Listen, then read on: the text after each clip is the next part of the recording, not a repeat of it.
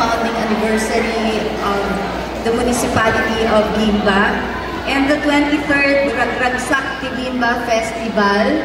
Ang ating pong festival, ang the longest running festival in the province of Nueva Ecija. Ang folk dance competition po ay ang pang-8 event natin sa ating kapiestahan, sa ating festival. And nagpapasalamat po ako kay Ma'am Lala at sa mga kasamahan po niya na siyang nag-asikaso po para ma-announce po ang event na ito.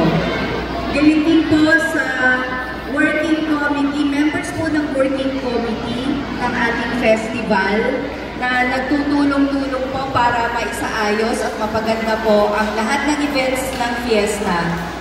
Ang ating pong mga event chairpersons, may kanya-kanya pong opisina.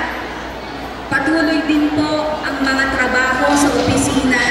May paperworks, fieldwork, seminar, kahit may hawak pong events, patuloy pa rin po yung trabaho. Kaya palakpakan po sana natin sila sa kanilang dedication po sa fiesta at sa trabaho po sa opisina.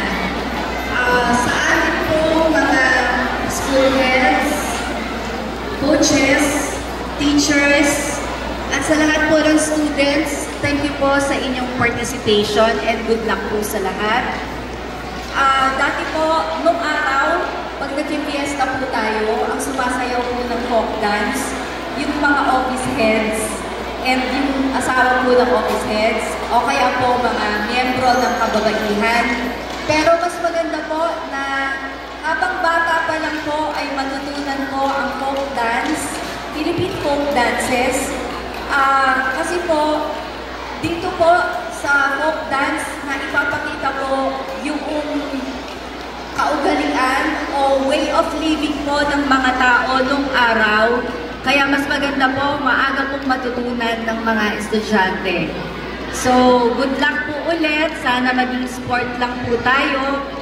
Irespeto po natin yung desisyon ng mga judges po natin. Maraming salamat po and happy fiesta to all.